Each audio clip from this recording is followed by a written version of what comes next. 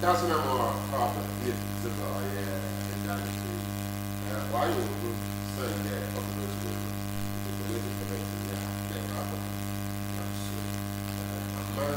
that? Member, why you let's say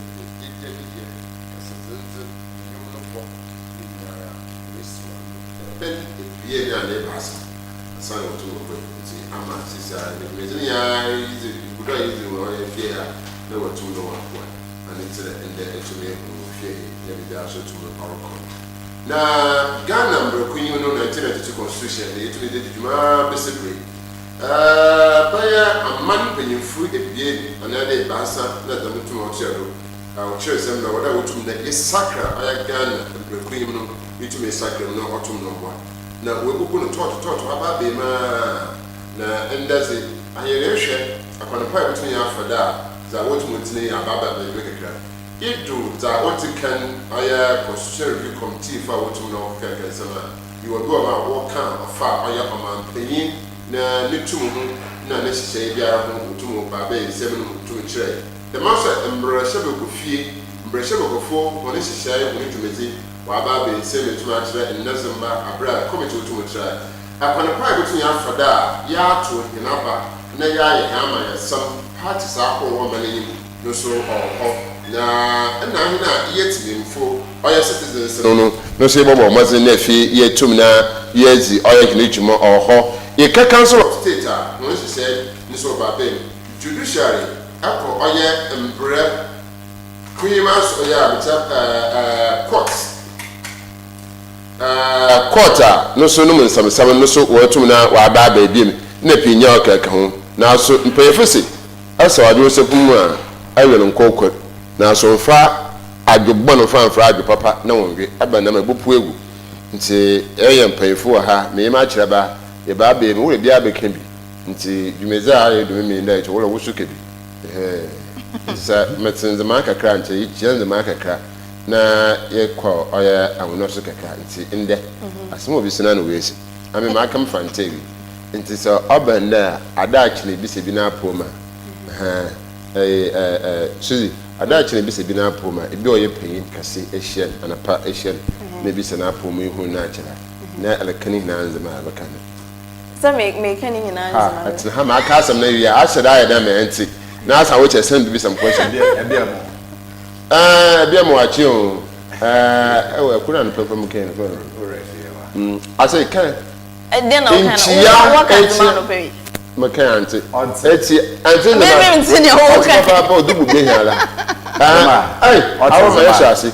Okay, more is you are addressing elders. Okay, that's it. That's it. And say, yeah, Baba Ghana Constitution. No has out the Constitution. Man can break him nephew. Fetch him to take for your crowd.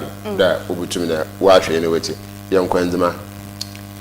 Okay, every more see, Yama Bia, come on, yea, there will be Anna, and then so be a biaco. Nana dear me, ye, sins and what she only. At the Apaka, your constitution only jacket.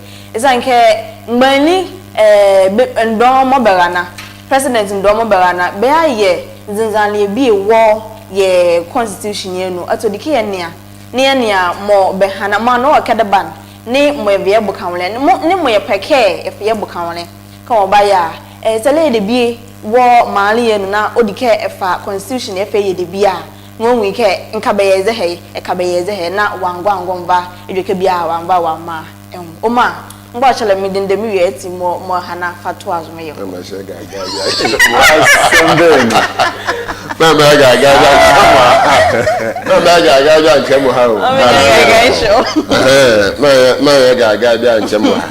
It's the master of ESSIEN, the station manager for Coastal TV. Na another minute you may be when baby apple opinion.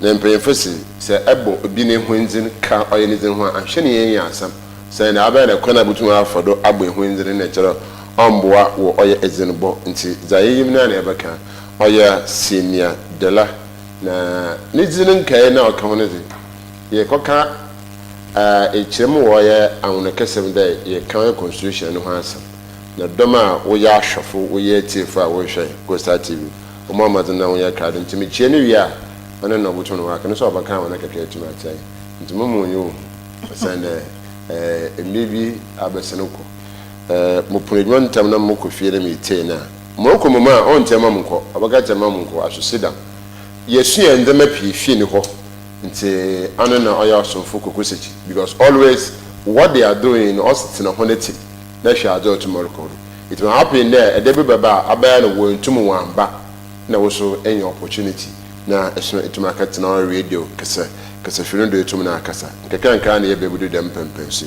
nti ehwe bi o yedmo radio do ehwe bi o yedmo TV do na if radio do na be TV na anhye ne so a anhwe open to forma na ri na chon ho atan sina good morning talk big like ya for na ma nti ati bia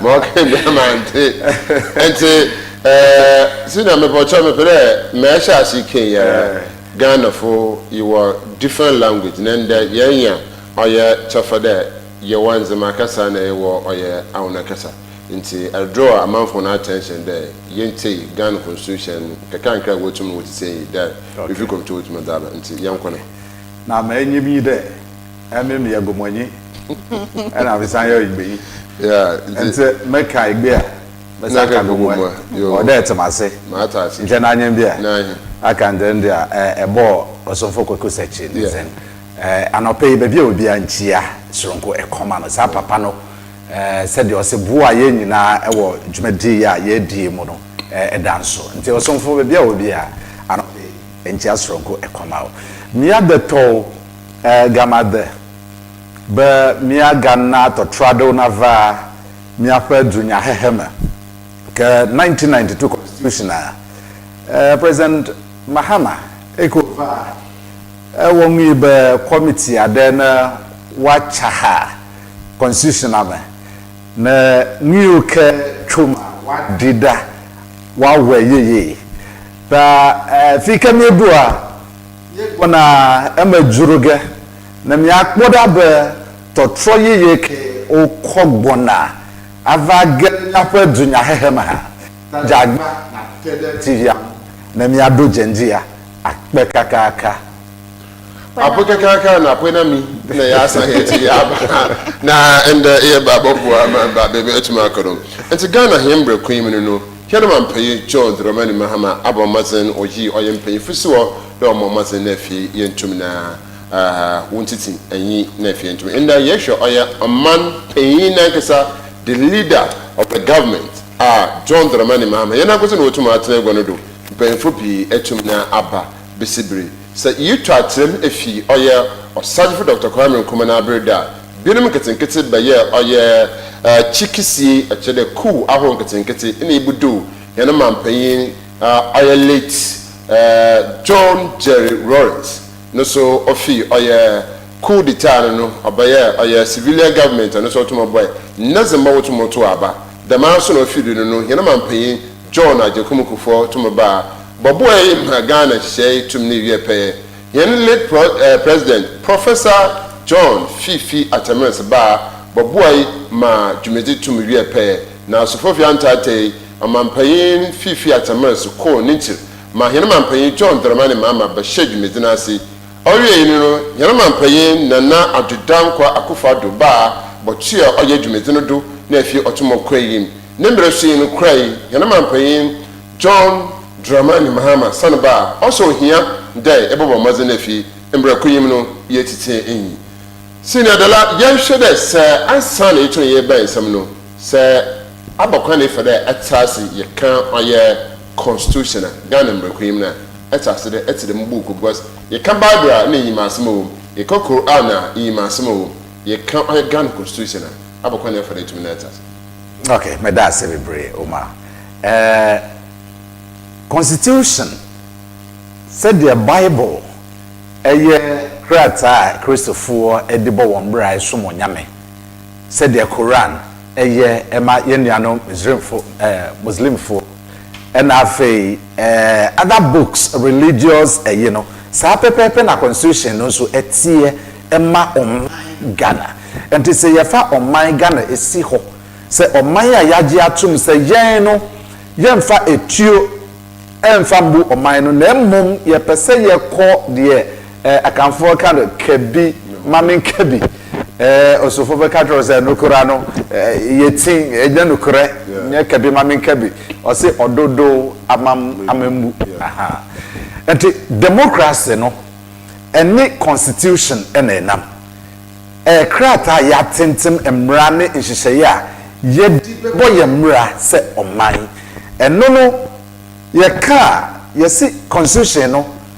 nhyehyeye wo no e wo se oman biara every president ekosi nipa wo sha se o ye nyina e wo se ye bo ye mra se ye nyina ye pe e wo sa ananim ene menti ase e fa constitution no Ebada sine de lasi na so pefesi intum nko aya asulfi na enkoto de sofo adam bible eja na mum okoto ye Quran abira bible anot mozima don't achira be fiba Oma me wasam ba ku bia me pese me bisa asem bi hye ma dwe na me bisa se na ye ka no constitution no e ya ade bi a etese bible e ma oman bia nti no ye dwuma bi a ye di no ye make sure say any constitution ne ko ansa na ye di dwuma no me masem ne se aba ne san na emra ye di ye dwuma e wo Ghana ha sei at what point ene ye beka say saade na mpanyinfo bi etena say for all you know almost spend taxpayers money e dey construct ye ho launch na ade no at this stage no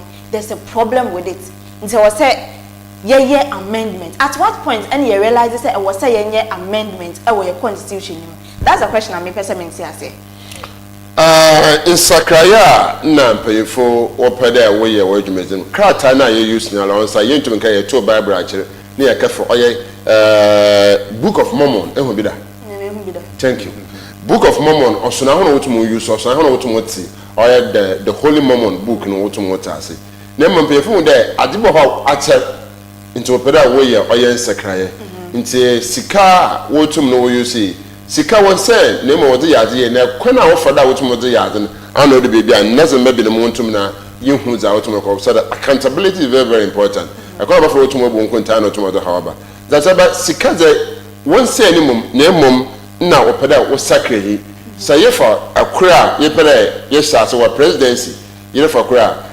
amampanyini biara mfianan awoda ye sare ye kyese na ye babato aba sayehwe ebere de to aba yehwe ebere be jom mampanyina atum yehwe ebere mampanyina bo ne mpanyinfo etum na ye bona baya ahweko okọ anentina odu bia wo hu ndo ye fa nkonfie nim anna nsesa atum aba nti wan say sikamum na mmom obanda ye sakran zamebien na efi otum aboa anentina entina maybe say ntino edien ne kobaye emi ye hu say presidency no 4 years no was say yenye amendments edien ne buy what edien ne this anya mani dey buy ya ni say because bibia ye dey ye djuma Ghana ha say na ye djuma ma it's working for us the constitution no a living document okay right constitution a living document very well the constitution was made by man for men and not man for the constitution okay na ade biara nipa aye biara nso no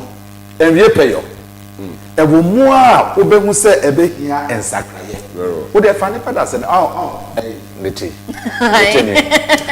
once ewo mu a oyiniti anka na normal circumstances say na the boy me enti metinwi me yi na ayekomo but ewo mu a no oyiniti that tells you say every living thing bia no it goes through a cycle ebedu bebi no obehu se wase mema ensakraye kakra eba senie beye abotai ntia mema ise we emre mu no ebetumi awie peyo for instance wo hwe constitution no mu a anseda ankasa bebre amfa sebi trumu ana ye ka ho asem enti edu bebi no na wo se mpanyimfo etena se etentem emra ye beji atum under the constitution say we na yemfa mo yemra because time na ye tintin constitution no na sa sebio trumu no na nye serious issue in Ghana okay from time to time ye hwe the emerging issues okay any or how ebetumi di abreye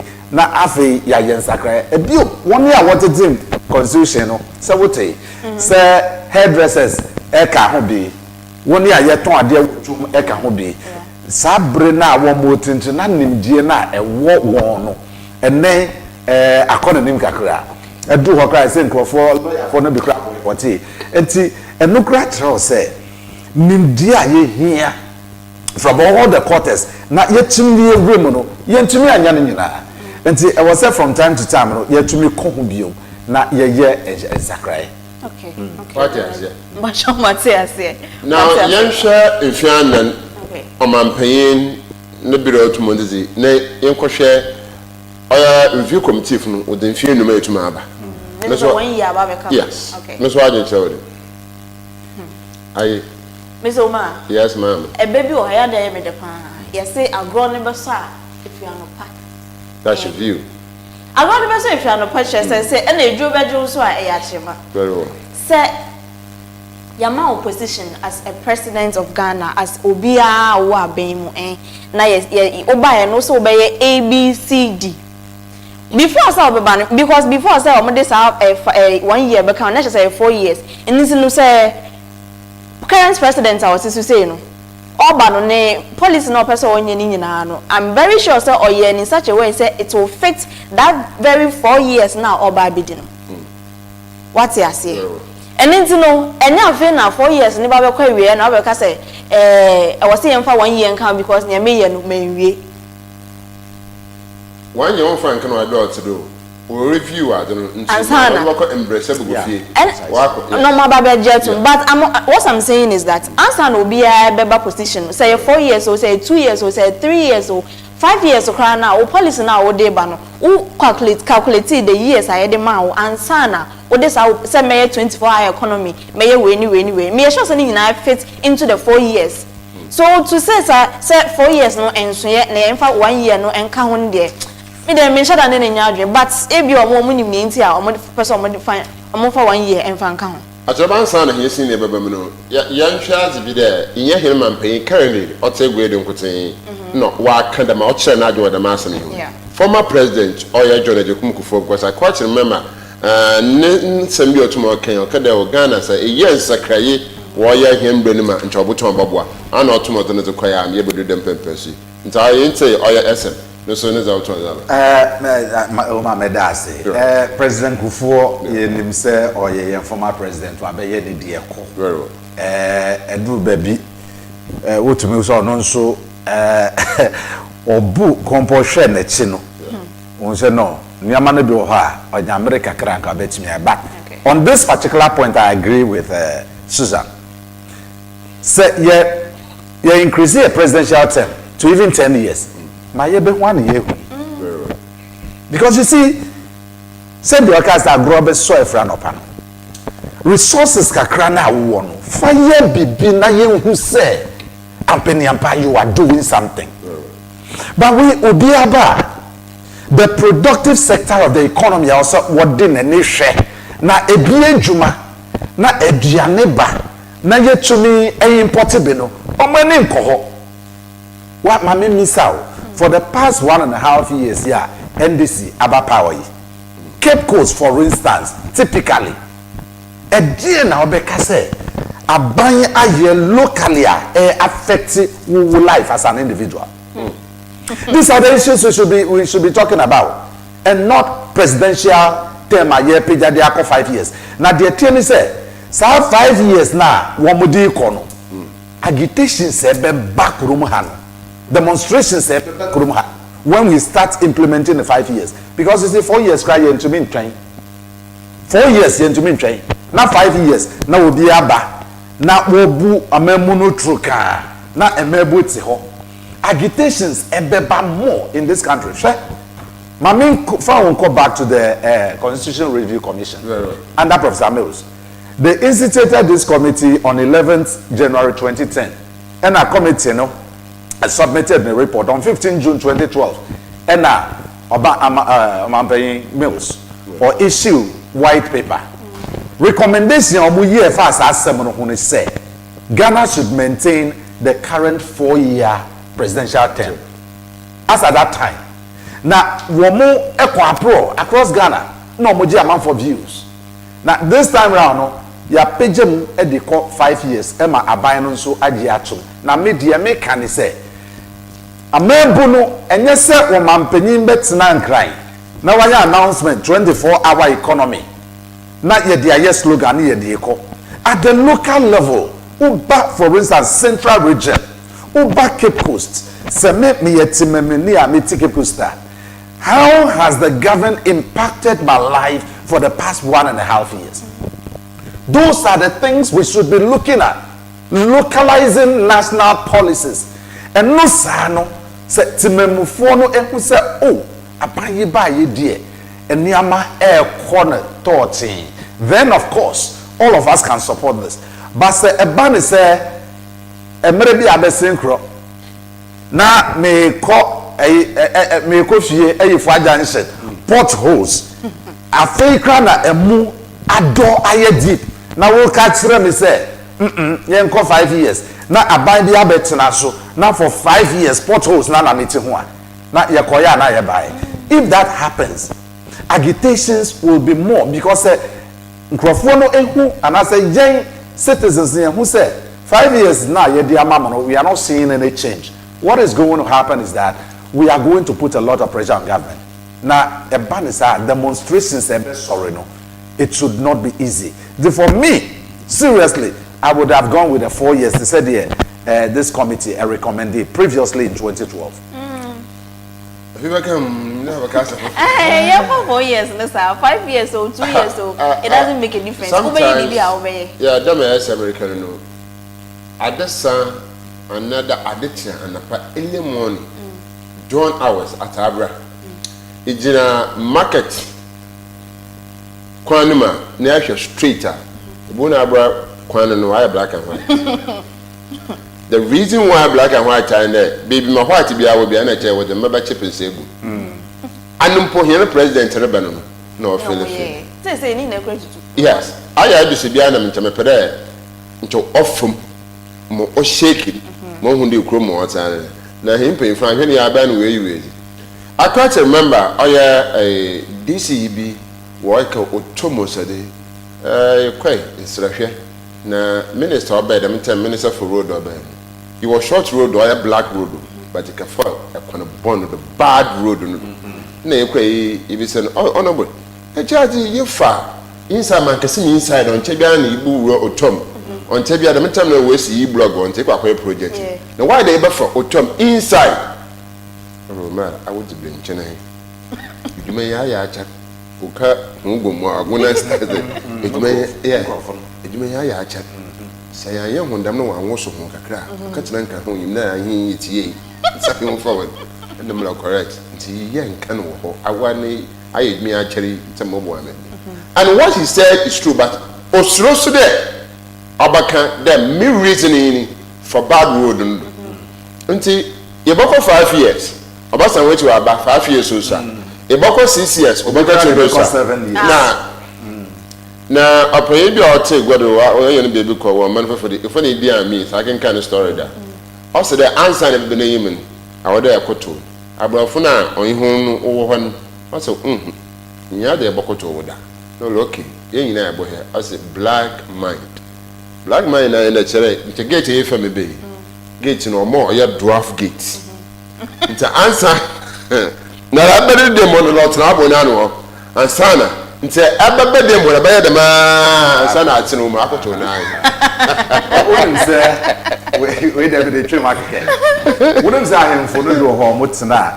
Bedroom, yeah, I could not see, yeah, and took a Chiana won't go to.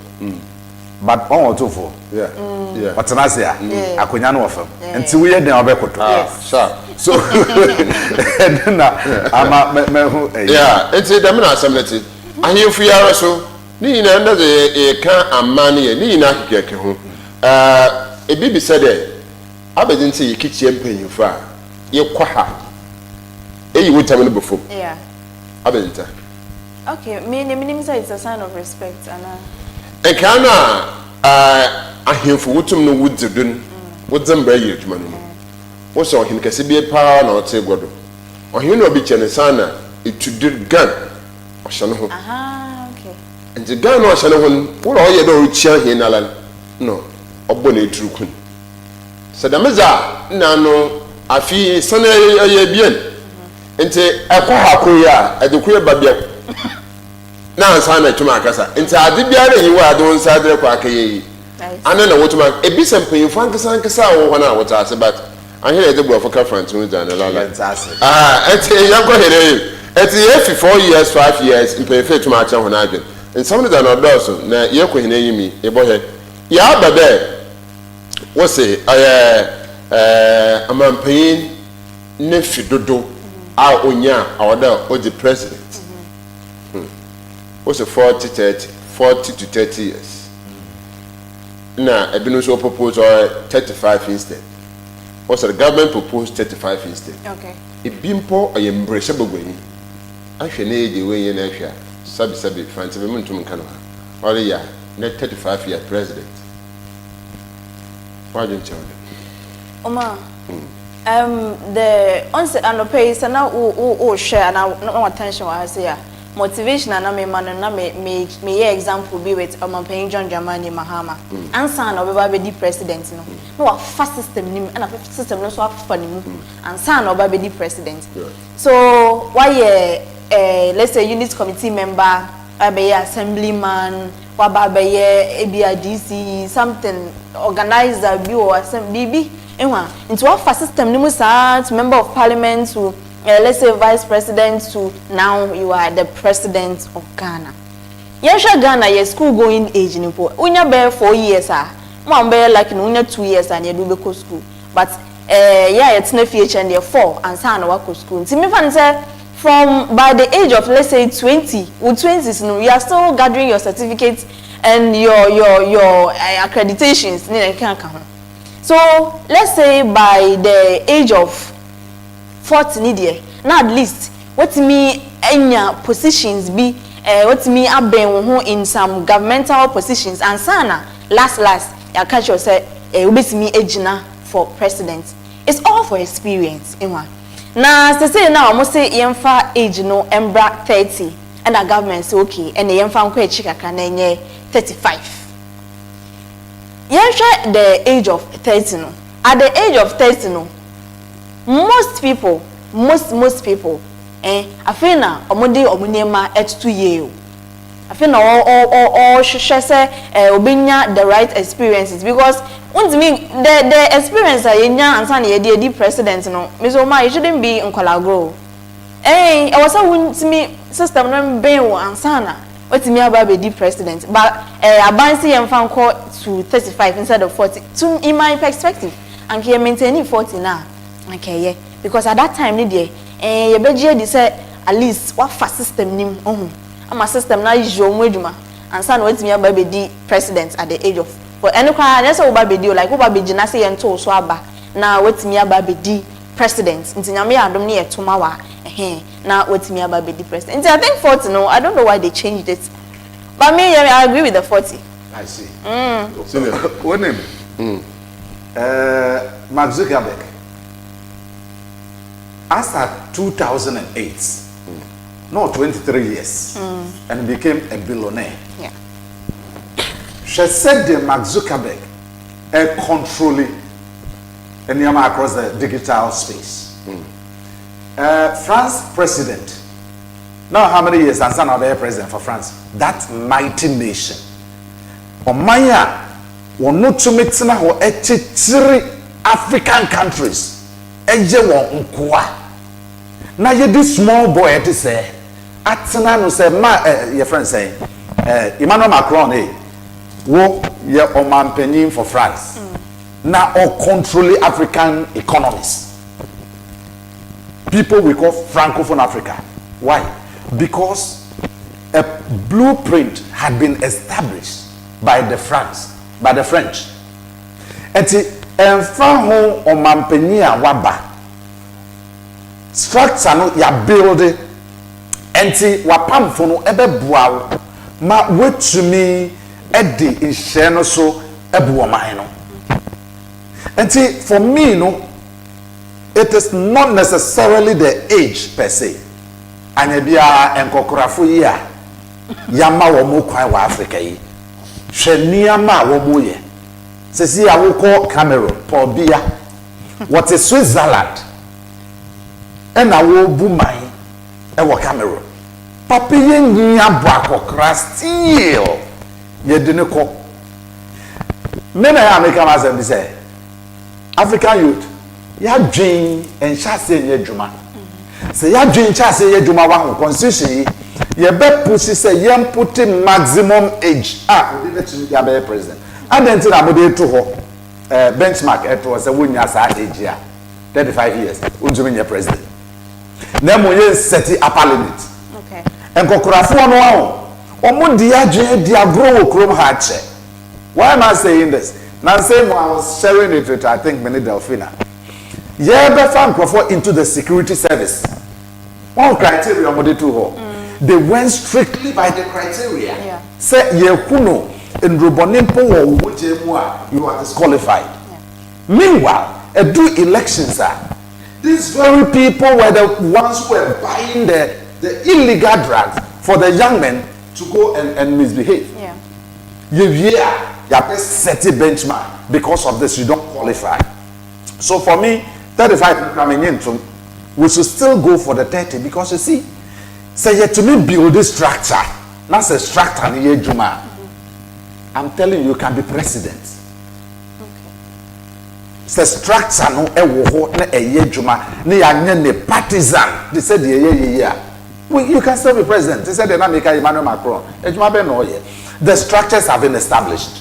And see, everybody goes by their rules and their responsibility until they continue to find ways to steal from Africa.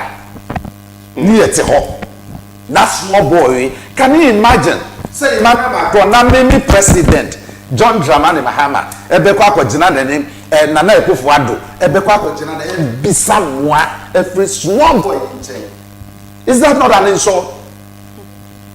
Yeah, Omar. And yeah, so said Nana Ekufuado be awedri.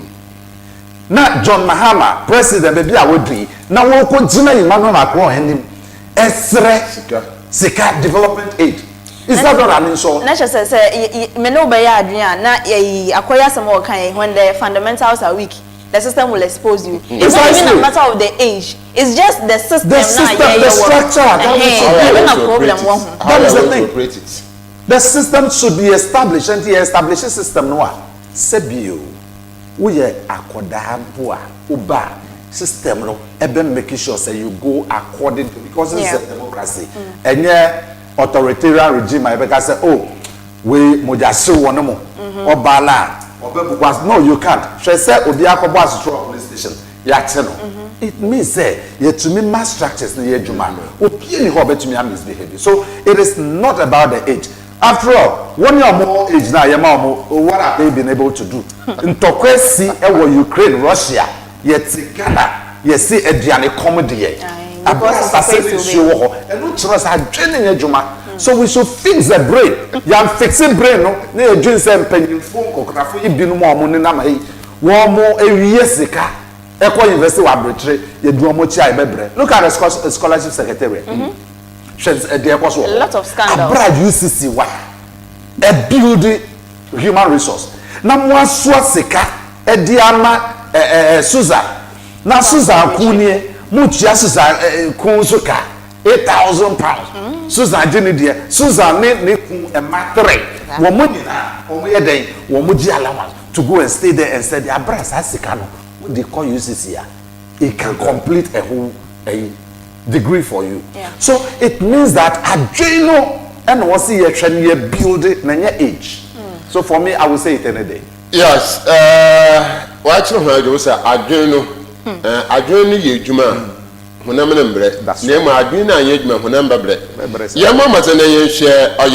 first president, Dr. Osajifo Kwame Nkrumah, 62 years. No, Baba say gonna do.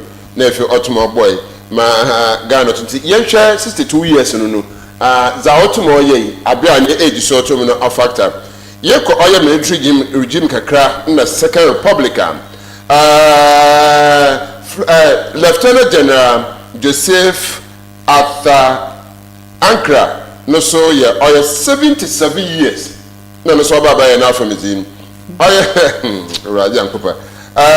AFIFA akwesi amankwa AFIFA no so ne age in year 43 years ni ama olu and also be acting president of Ghana 80 years Edward Akufo-Addo Nana Akufo-Addo ne papa 73 years Dr.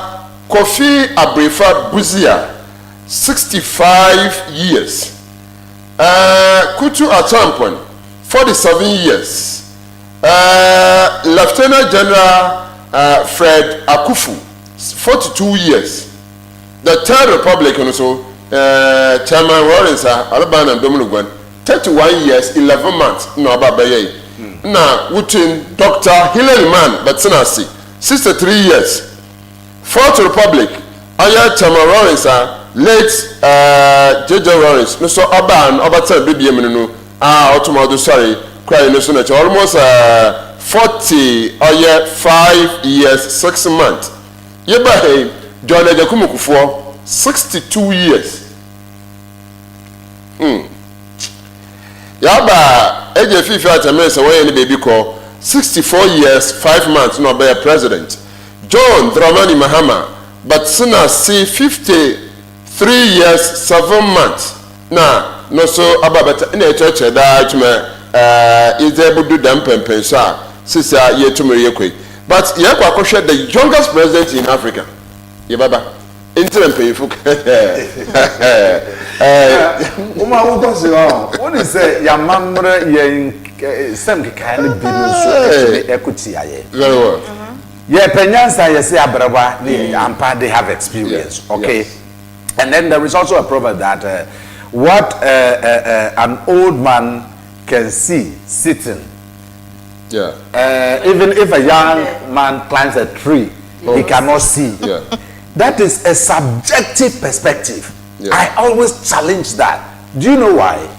I also have a counter statement that what a baby will see while crawling on the ground, even if an old man should prostrate, he cannot see. So we should bring those two perspectives to bear. But according to say, we so they tell us the future belongs to the youth. No, the future doesn't belong to the youth. The future belongs to children, but the presence belongs to the youth. And nothing na yatsena wa oh there be osha. Nyansa ne trim. Who tell you? Essence Yansa Unity, Yansha, the youngest Africa, I'm sorry, the younger president in Africa currently. Yeah, I am Burkina Faso. 36 years, we are only two. I didn't come baby ala. I don't want to go. What that no kasa papa for didn't go into a balano. When you read about Twala. So what was the man yeka? 36 would be the current youngest president. Obedi Ibrahim on your 36. Burkina Faso. Ibrahim. Obedi on your 36. I don't know other person to be chairman. He man so back. Now Oba Ghana always buy a body so. I agree. Some Kokrafo no buy. Your friend Rwanda president was there. Yeah. But Kagame.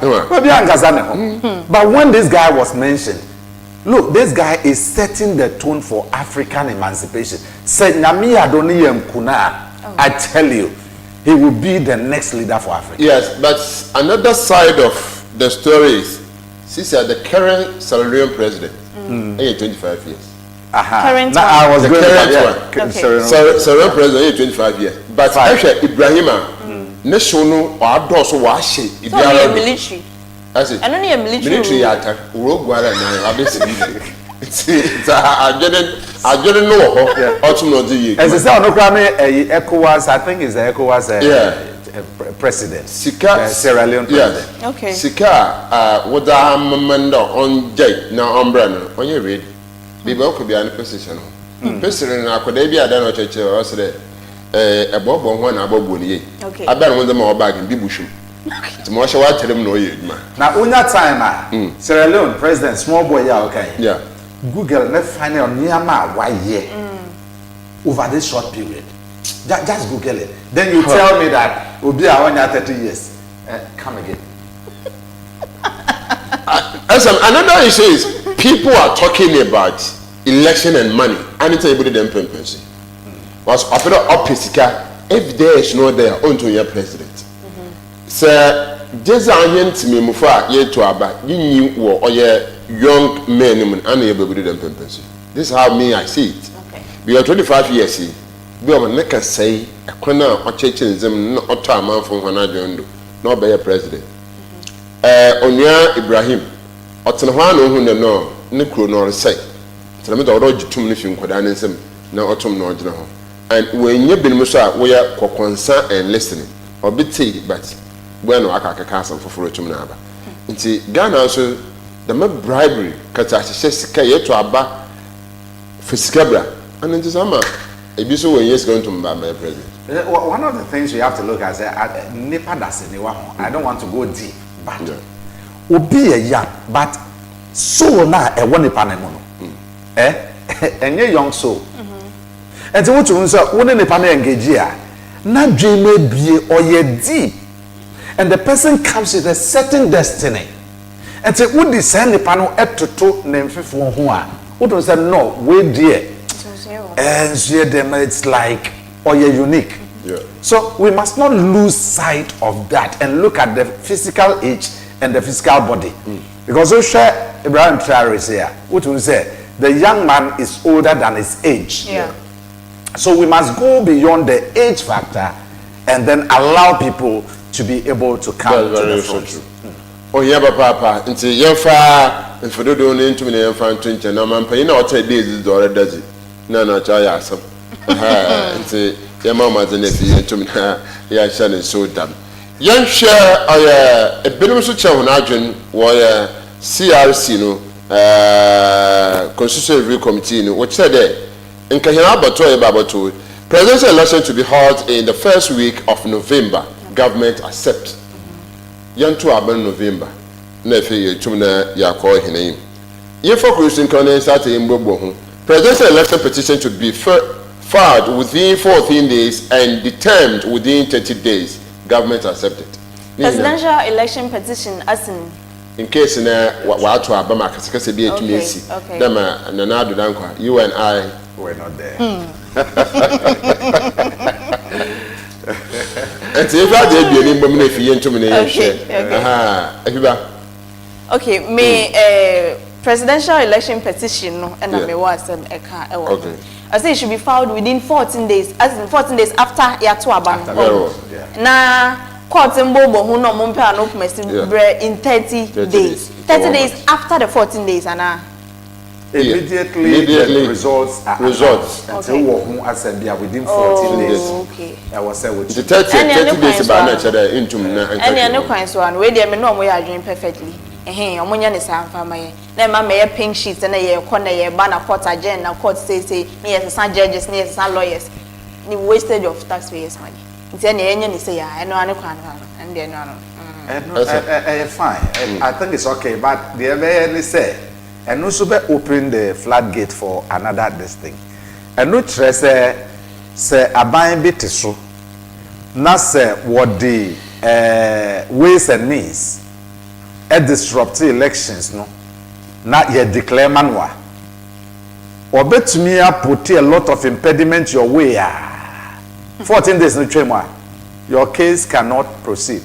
Is that the reality? See, where your summary amodi abanti ye training explanations are a tertiary nyama ye de begu akwemo said the beya say omo making it difficult for petitioner no to file their petitioner a DA allowance and ye betimi di aseko ye show point 3 no point 3 they say ye be president election to be held in the first week of November and omanka as to the timer ye be confirm and I be swear you in I'm about be president ankasa yeah, so it means that the election okay so it means say yenya election no in the first week of November say na say timer ye the best swear you in if you are still maintaining the January 7th na say bia opposition no na ewini ye na say bia current one now so no we lose na current one they say onye satisfied nti yen fan court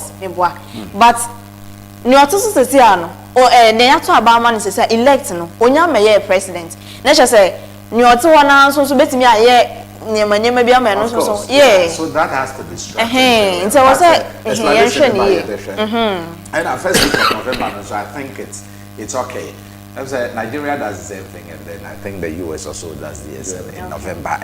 Because as I say, January 7th, and usually handing over a basono.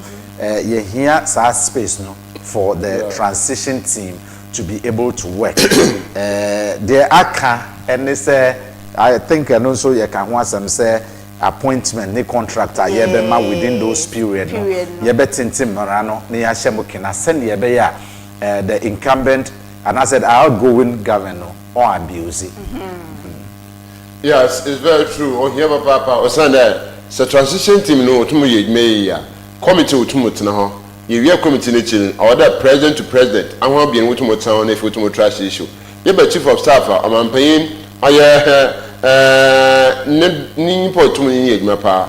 And so that means I'm in now, although to me, and son. And very no so to me na aba mo to no akwai na Ghana to accept no and very difficult to comment no easy implementation very hard accept that oh masa one more baby quite even no you want to ya me yebo now moving forward and no so ko point 5 yes o man pay na odo to no tua scan odo me tua tax allowance a benefit pension no gratuity ni nara no also on tax and aban etum na another pay for to adjust to government accept taxation of salary ana metum abobo aboni na BBC na we jet the gratuity retirement I go and scan that no AFIBA your input on point 5 about CRC. I thought we've taken away this ex gratia thing. If you say few, why is it still? And also it's under consideration. I don't know how okay no. I mean, I thought maybe I agreed and I was saying you few, why is it still there? So this one has asked for the establishment of an independent emolument committee. Okay. Ex gratia Article 71 office holders. Any other public servants, no? Yebe rationalize and no idea was a Ghana Jumayefo why should Obia walk up parliament for 4 years and yes a huge gratuity na teacher ni what's a ho now call you boy are you correct me how no know she say Obia or Zoom lion send the at the end of the month. But you're betting in tax. Yeah. Now, Mampenia, we want a lot of resources at this disposal. The salary crop, petrol, and Zanka.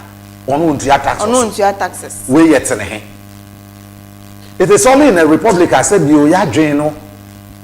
Timemu for ya drink da. And me man near Massa echo. If I don't want to be hot, but these things so me tia yana, baby, me who said, will be on his salary. And if she has no man. Not on the tax. Now, would the politician the boss amamu me de me jabe twaso. Now you hear ya sat with tax or my penny chia. What kind of arrangement is that? This thing can only happen at the how they call it military rule. But maybe I had done it. I was saying. Yeah, to me, so many now tax. Oh yeah, I believe even the retirement gratuity in the say on taxes. So pension no on tax was so I know there is fine, but also on taxes nina apart from the pensions, salary allowances, retirement gratuity on taxes were nina also, except maybe the pension. Hey, I pay for society opposition. One society. Can't pay for cars and most of that. Adessa won't so for food. Adessa won't so for food. Don't pound for food. Okay. Yes. Adessa won't so for food. Let's show you continue classically. Now it's a banana paper paying for food. No, okay, I know you to name there. I had this and so for Bonusia and so for food. And I let your son is banana paying for food.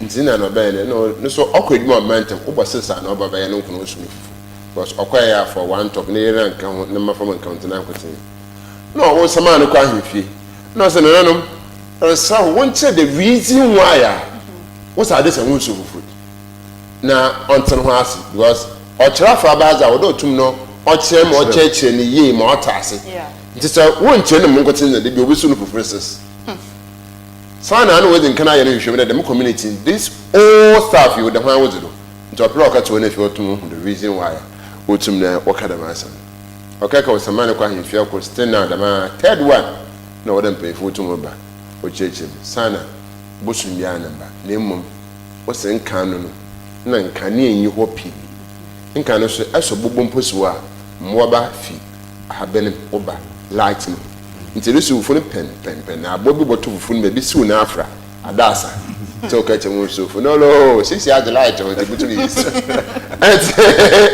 on yaso nti ade biara no o de be bi afra be bi tumi ya ade bi na payin na onye papa onye correct but payin ba ya do it e be ka che na on gi ntumi da azu no ore onye papa sisi ara tumi tena ho ebi be program wa hyehyɛ na ɔde ɔyɛ appeal for fun ɔde ahyɛ I challenge teachers some 10 years back dem tempo na abakare mon worry you said mon worry na just a common finance secretary to a PT let me say if they are going to change appeal for fun I will support the program but if they are not going to change appeal for fun I won't support the program so to find a word in which I did accepted our appeal for fun 3 days and son of the now so obudu baby no na panyin ka chedo yenya ndamara na me say e bi no ye na wa baka nti you find a way so they brought go fund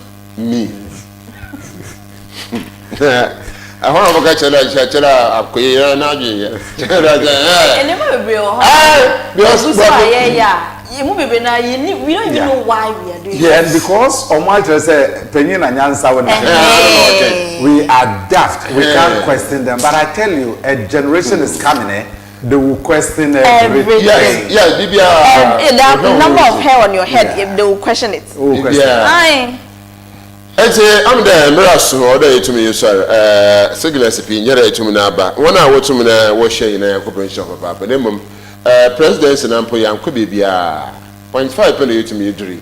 Name the Fofruno, or if you then a young choir community connecting. We'll talk about it. You must shed there. Abudum Pempen should be a community connected. The impo be sigil being if you are not waiting in Mufuna or Honso. Or two about church and I get to for the ministry. We'll do our best. Day now day to meet you. I Ghana and said, Dama. I yes, so ye hiniska. No yako or 0 spin ye delete him. Uchime ubode ura uncle. Mbrano so order to me chime budo my man for to know what's mbrana si if you to mo kroyi. Now so a burn and cabin of what beche. The beer man shall say wo bon who de would there. A corner biara than pay 5 chairman or down so to mutaba. Then mums are all ye wine there. You crona ye castle woman, I know what's some nasi. Nti bada oye hina SMS oye senior dela that special guest automobile back home about the same achiraba AFIBA ESSIEN ase kwani biara do o de fant fo ho fant ma mo no kwanze ma za no ba fanze ma water prize no za ko ye hear me mo achi o ebuale na am no 7707 I will try what you know ko bi sa ho as it 888,000 all a woman as it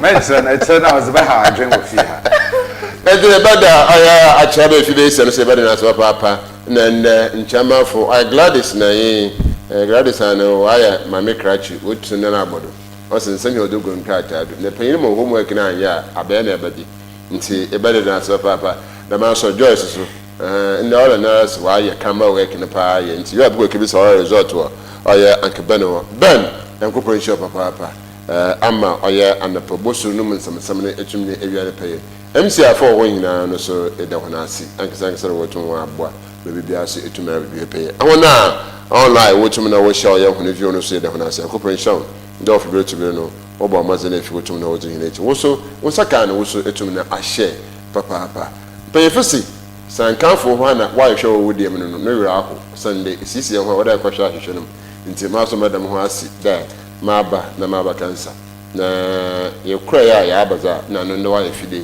Mrs. Omar bin Abdullah. Assalamu alaikum wa rahmatullahi ta'ala wa barakatuh. Bye bye.